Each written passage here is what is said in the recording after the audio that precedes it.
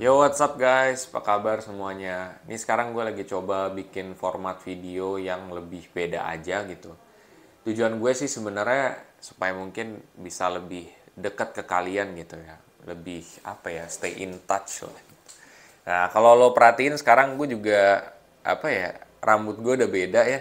Ini kayak apa ya, anggapannya kayak rambut MPR DPR kali ya. Atau kayak kobocan, mungkin kalau lo hidup di zaman gue kecil. Ya anyway, gue sekarang pengen ngasih pendapat gue soal harga emas gitu dalam 1 tahun terakhir. Nah mungkin kalian yang dari dulu ngikut gue ya tentang emas ya, bagaimana pendapat gue soal emas. Nah ini gue pengen kasih tahu nih point of view gue sekarang gimana nih soal emas ya kan. Karena jarang banget gue bahas soal emas. Biasanya reksadana, biasanya saham, biasanya kripto. Nah sekarang gue coba nih dari angle yang beda. Mas ya, masih gue kemarin juga gue cek ternyata harganya cukup ningkat ya untuk 1 tahun terakhir ketika kalau lo invest dari 1 tahun lalu lo udah ningkat sekitar 3%-an. Kecil sih, emang kecil banget gitu. Karena memang emas itu beberapa orang tuh ragu guys. Jadi kayak bisa dibilang instrumen investasi atau bisa dibilang hanya dia instrumen defensif.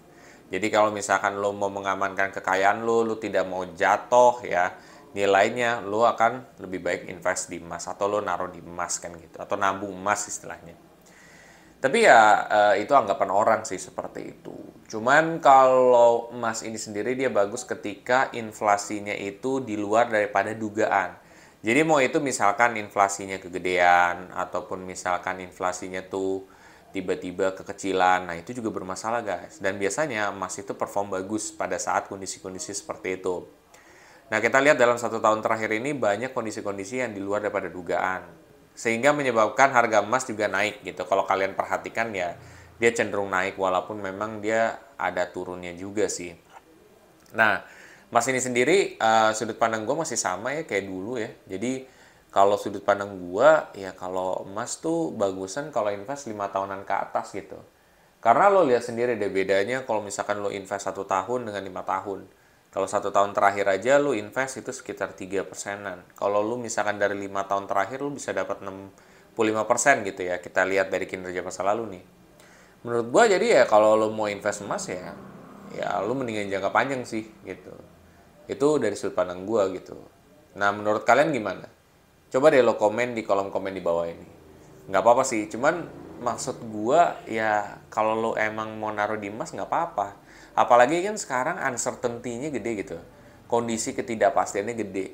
Kayak misalkan sekarang inflasi naik nih ya, pertanyaannya naiknya apakah akan naik drastis atau gimana gitu. Sejauh ini sih cukup naik ya gitu, tapi belum yang dibilang drastis. Negara-negara di Eropa tuh jauh lebih parah dibandingkan kita. Nah, jadi sebenarnya harga emas akan naik ya gitu, tapi tidak akan banyak kecuali nanti bakal terjadi hiperinflasi yang mana gue juga nggak mengharapkan itu terjadi di Indonesia. Tapi maksud gue kalau di saat kondisi kayak gini mendingan lu diversifikasi aja deh. Salah satu taruh duit di emas, ada yang taruh di reksadana pasar uang, ada yang lo taruh misalkan mau ngambil resiko di kripto, ada yang lo mau taruh di saham, terserah lo sih. Cuman maksud gue tuh lo coba bagi dulu deh ya supaya bisa lebih terkontrol juga. Nah ini gue ngecek harga emas itu di aplikasi Peluang. Jadi kalau aplikasi Peluang ini kan jadinya lo bisa invest entah itu di kripto, lo bisa invest di emas, lo bisa invest di reksadana juga gitu. Nah, buat kalian yang emang tertarik untuk mulai investasi entah itu emas, reksadana, kripto, lo bisa pakai kode referral gue aja di aplikasi Peluang. Nanti kalau lo top up 1 juta, lo bisa punya kemungkinan menang dari 15.000 sampai 1 juta. Lo bisa dapet tuh. Tapi but anyways kan itu kalau kalian mau aja, kalau lo nggak mau ya udah gitu, nggak masalah juga. Tapi ini maksud gue, sudut pandang gue kayak gitu sih. Sekarang tuh masih banyak uncertainty. Jadi kalau nabung emas tuh gue rasa bisa kalian jadikan opsi gitu loh untuk defensif kalian gitu. Kalau mau dibilang buat naikin duit banget ya nggak tahu ya gitu. Lebih kayak mengamankan duit gitu. Kalau misalkan terjadi apa-apa ya bisa naik, naiknya bisa drastis banget gitu. Dan pernah beberapa tahun silam ya, itu emas lebih perform bagus ketimbang reksadana loh. Bahkan lebih bagus dibandingkan saham itu ada gitu. Tapi kan ya itu dia hanya kondisi-kondisi tertentu gitu. Coba kalau kalian punya portofolio yang tersebar, tentunya kan akan lebih enak juga. Itu aja sih mungkin gue ngebacot hari ini juga. Ya gue nggak tahu ya sistem format video kayak gini apakah lebih apa ya, merasa lo tidak ada jarak dengan gue, atau mungkin lo lebih nyaman dengan sistem gue sebelumnya tuh. Ya dengan kayak ya udah gitu. Nih kayak pakai tripod ini nih. Jadi ya guys ya, tripod kayak gini gitu. Terserah lo sih, maksud gue ya lebih nyaman mana nih gitu. Kalau gue sih merasa kalau kayak gini lebih deket aja sih ke kalian. Mungkin lebih ngomongnya kayak gue sama lu lagi video call gitu. Padahal sih sebenarnya kagak gitu ya. Cuman kan mungkin lebih personalized. Tapi gue nggak tahu pendapat kalian gimana. Kalian bisa komen aja di kolom komen di bawah ini. Oke, itu aja guys.